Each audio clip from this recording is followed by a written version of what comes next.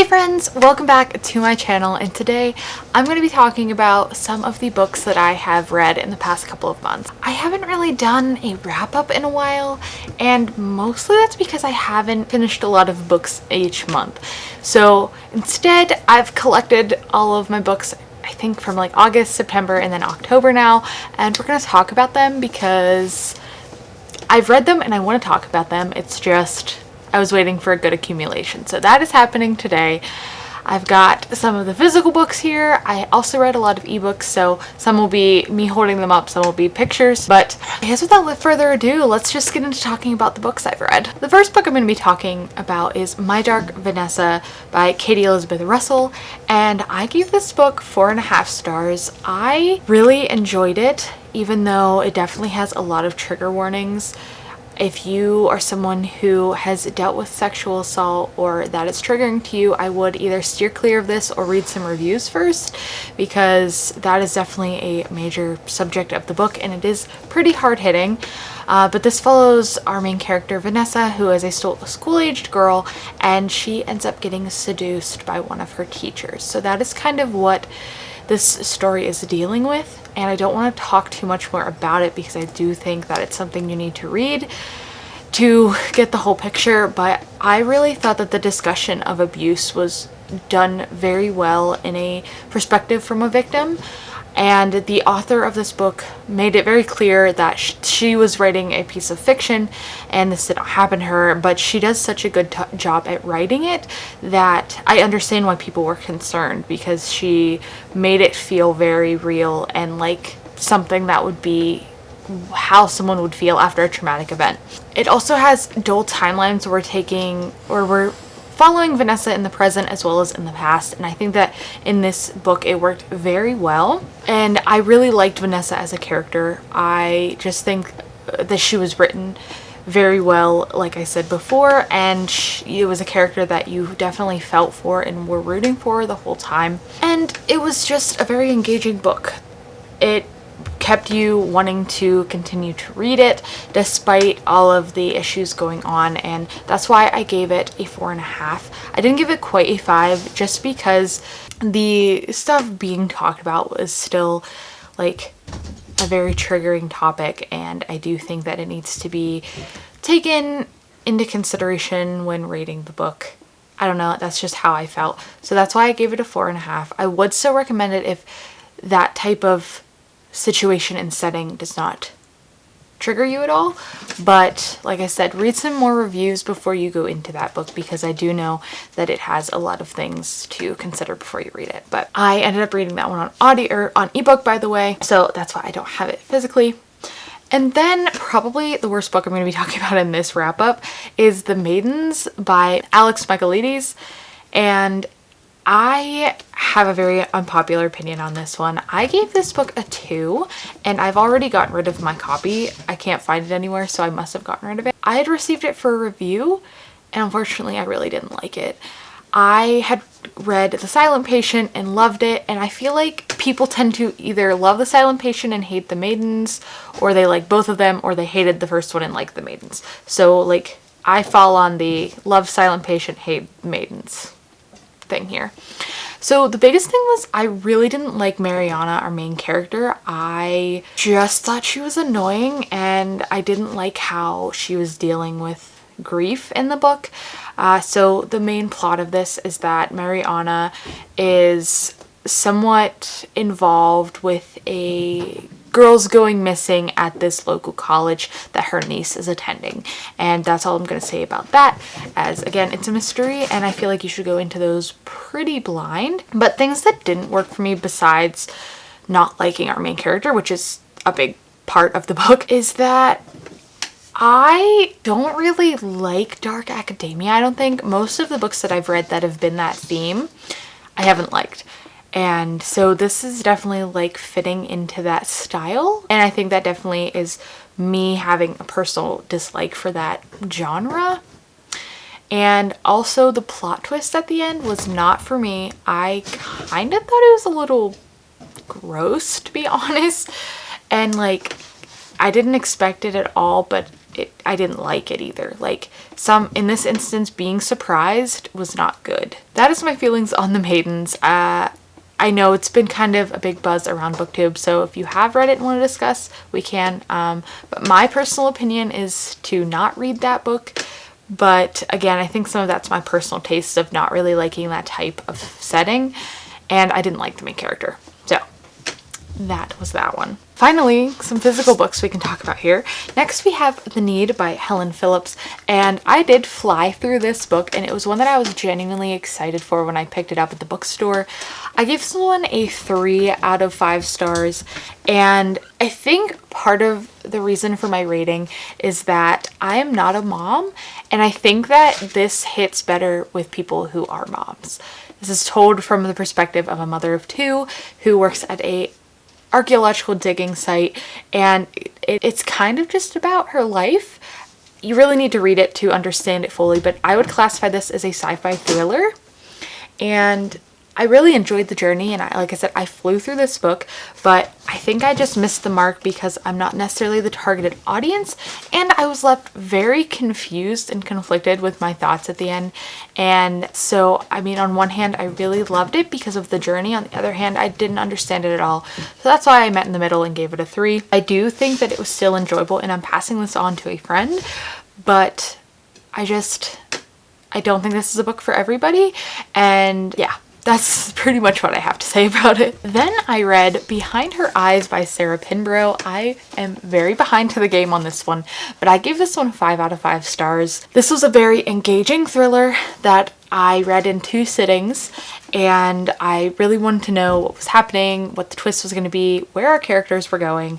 And so this is about it's told in 2 different perspectives. It is about a woman who works at an office and ends up having an affair with her boss, but she doesn't know that it's her boss until he comes into work. And then the other perspective is from the boss's wife, and that's kind of where we're getting this story from. The biggest thing with this is the plot twist. I did not see it coming, and I was completely shocked, and in this case it was a very good shock. I thought that for what this book does and sets up, it was great, and it definitely leaves you like in a wow position when you're done. Like you just have to kind of stop and be like, what did I just read? And I loved that. And so I understand why so many people recommend this book. And I want to say I want to read more from her, but I've also heard that her other books are not good. And this is like her debut was the best one. So I'm not sure what to think. I'm not going to spoil it, but there is something in here that I think some people are definitely not going to like, but it worked well for me. And so be prepared that there might be some twists in here that are not quite exactly like a domestic thriller. I'll put it that way. But yeah, 5 out of 5. Definitely would recommend it if you haven't read it. I feel like so many people recommend this book, but I was late to the game, so if you're late to the game, you're fine. It's still worth reading if you haven't been spoiled for it. And then we're going to throw a little contemporary in here, and we have Happiness for Beginners by Catherine Center. I originally picked this up because I was trying to vlog a secret TBR video, and it was right before October started, and I wanted to read spooky books. So I didn't end up finishing that TBR, and I might try to get back to it. We'll see. But Catherine Center is one of my favorite authors, and I picked this one up recently and wanted to read it, so I did. And I gave it a 4 out of 5 stars.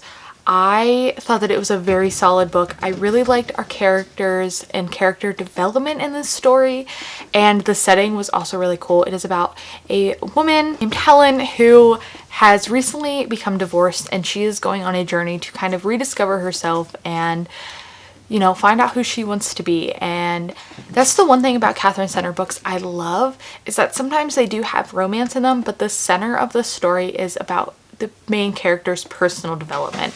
And I think that's so important, especially because like a lot of people don't get to go through that journey and should, and some people are trying to go through that journey, and I think that these books just do a really good job at showing personal growth, also with like throwing in good characters and possible romances.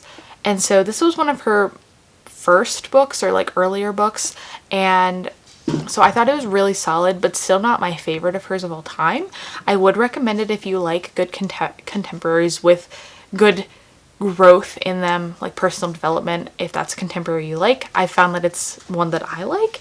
And so, and this also, she ends up going on a hiking trip for a lot of the book, and I love the outdoors, I love nature, and I thought that her journey was really empowering. So that's why I really liked this one, and I'm glad I read it. I would recommend any Catherine Center book, but if like that setting and idea works for you, then I would pick this one up for sure. The next three were all ebooks, and these were all books that I read in October for spooky season, so they are considered horror. So the first one that I read is Tender is the Flesh by Agustina Bazterrica, and I gave this one 4.5 stars. I read this in one sitting and I was completely engaged, and a lot of this I think has to do with how well the author portrayed this story. If you didn't know, in this book cannibalism is legal, and there are butcher shops and breeding grounds and all this stuff for humans, and the author does a really good job at being a neutral character in this world and just describing things as factually as possible, and that is what makes it so horrific and creepy.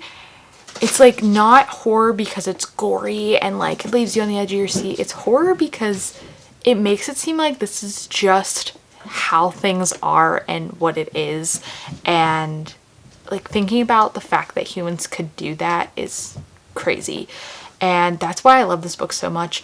Also, just following our main character along the journey and where we get to at the end is completely crazy, and I just love this book. I guess I just didn't feel comfortable giving it a 5 because of the subject matter, but like that aside, I loved everything else about this. Just, I thought that it was told very well, and if you can handle the horrificness of the subject matter, because it's probably one of the scariest books I've read on a level of what is being talked about, then I would recommend it just for the story alone, because it speaks wonders to society and people's own beliefs and morals, and I really enjoyed it, and I'm glad that I read it because I was excited for it. I picked it up, and now we have probably one of my favorite books of the year, but we'll see. And I read Things Have Gotten Worse Since We Last Spoke by Eric LaRocca, and I gave this one a 3. It is technically a novella, but it is a horror novella that came out this year that everyone was buzzing about, so I picked it up,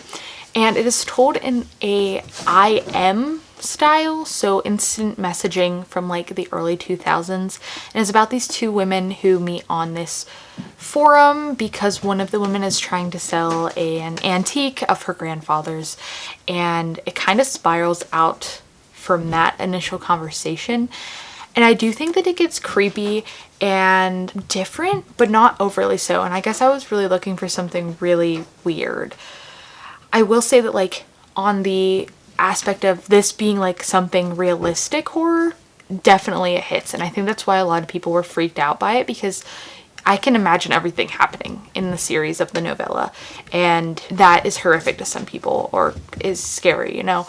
But for me, the other books that I read, it was kind of like on the lower end of horror, and so I just thought it was okay. I did get through it pretty quickly, and I liked the style, but I didn't really connect with the characters, and I didn't think that it had like a big punch at the end, and so that's why I'm just giving it a 3.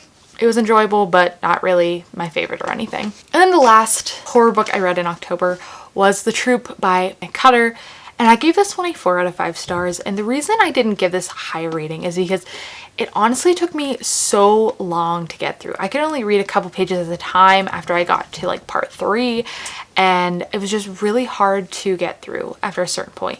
And I do think this was because it was so graphic. Nick Cutter does a great job of describing horror in his books. Like, there were parts that I had to skip just because of how detailed he was being, and I love that and I appreciate that, but as a reader in certain parts of like this journey of reading it, I could not handle certain things. So there are obviously lots of trigger warnings for murder, mental illness, animal abuse is in here, and it's a horror book. It's horrific. If you didn't know what this book is about already, it's about a troop of Boy Scouts who go on a camping trip on this island, and they meet this mysterious man and learn that he has been infected with something, and it kind of spirals out of control from there. I really love the way that Nick Cutter made our characters. You really get attached to all of them in such a short amount of time. I mean, this is like a 470 page horror novel, but I think for as much character development and like learning in this story that he does, it still seems like a short time. Like, I feel like he achieves Stephen King level of character development in half the pages, and I love that. And honestly, I would probably classify him as the best horror writer I've read from, just because of how well he writes and how he gets his point across. And so I really did enjoy this book, and if it wasn't for the fact that it just took me way too long to read, I would have given it a high rating probably. But I would recommend this to people who are looking for legitimate horror and who can read graphic things, because this is definitely has graphic content. So, and it's kind of like a really good sci-fi horror, and I love science fiction and want to read more of it, and then adding it into the horror genre, it did so many good things for me. So I then would recommend it. Just be aware of all the things that you're getting into before you pick it up, because it's a horror, it's got trigger warnings, and it's very well written. And then the last book that I'm going to talk about is A Head Full of Ghosts by Paul Tremblay, and I just finished this one today, so I figured why not, we'll throw it on here, because who knows when I'm gonna make another reading wrap up. I'm giving this one a 4 out of 5 stars, I think. I really enjoyed this story. I don't know if it's technically horror or more mystery thriller. It's probably a little bit of both.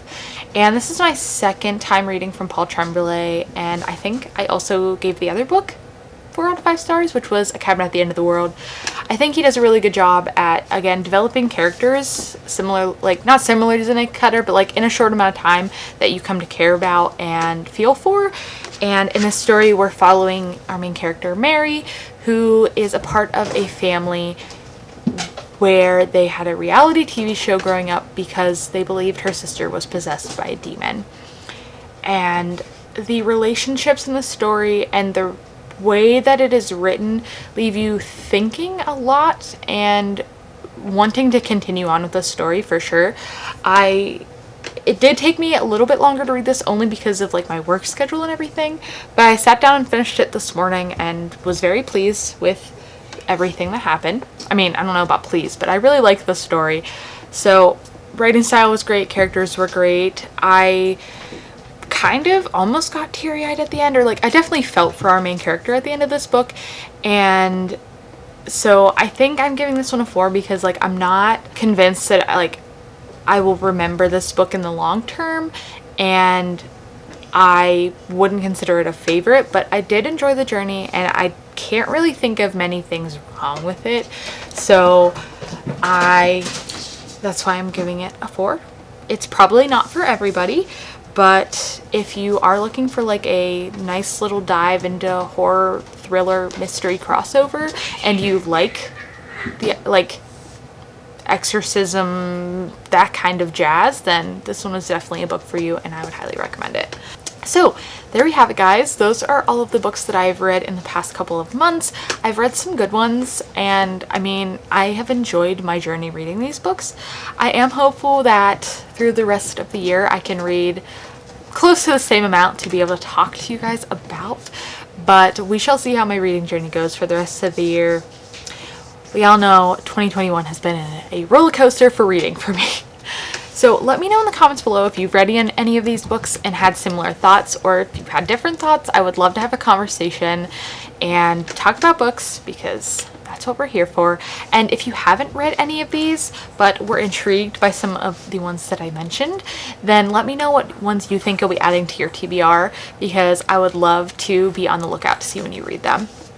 Thank you guys so much for watching, and if you like this video, please make sure to give it a thumbs up to let me know that you want to see more in the future, and I hope to see you all soon in another video. Bye!